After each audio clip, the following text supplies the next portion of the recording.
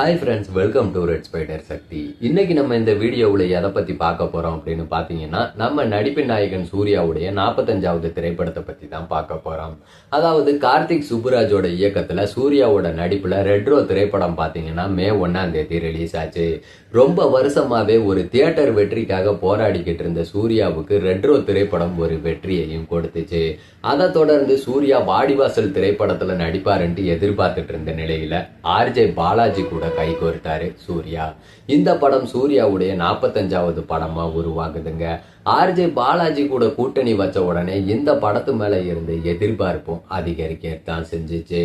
இப்ப பாத்தீங்கன்னா இந்த படம் ஒரு வழக்கறிஞர்கள், அதாவது வக்கீல்களை மையப்படுத்தி எடுக்கப்படுற படம்ட்டு சொல்லப்படுது. அது மட்டும் இல்லாம இந்த படம் கடவுளை மையப்படுத்தி எடுக்கப்படுற படம்ட்டு ஏகப்பட்ட ரூமர்ஸ் கிளம்பிக்கிட்டு இருக்குங்க. அது மட்டும் இல்லாம இந்த படத்தோட டைட்டில் பத்தியும் நிறைய ரூமர்ஸ் கிளம்பிச்சு. வேட்டை கருப்பு, கருப்புன்ட்டு ஏகப்பட்ட ஒரு ரூமர்ஸ் போயிட்டு இருந்துச்சு. இப்ப படக்குழுவினரே இந்த படத்தோட டைட்டில அபிஷியலாவே அனௌன்ஸ் பண்ணி இருக்காங்க. இந்த சூர்யா 45 திரைப்படத்தோட டைட்டில் பாத்தீங்கன்னா கருப்பு அப்படின்ற மாதிரி வச்சிருக்காங்க. இந்த படத்துல சூர்யா பாத்தீங்கன்னா 2 விதமான கதாபாத்திரத்துல நடிக்கிறாருங்க. ஒரு கதாபாத்திரம் சாதாரண மனுஷனாவும், இன்னொரு கதாபாத்திரம் கடவுள் கதாபாத்திரமாவும் இந்த படத்துல சூர்யா நடிக்கிறதா சொல்லப்படுது. அது மட்டும் இல்லைங்க, இந்த கடவுள் கதாபாத்திரத்துல நடிக்கிற சூர்யா தான் மனுஷனா மாறி, அதாவது வழக்கறிஞரா கோர்ட்ல வாதாடுற மாதிரி இந்த படத்துடைய திரைக்கதை அமைக்கப்பட்டிருக்கு அப்படின்ற மாதிரி கூட சொல்லப்படுது.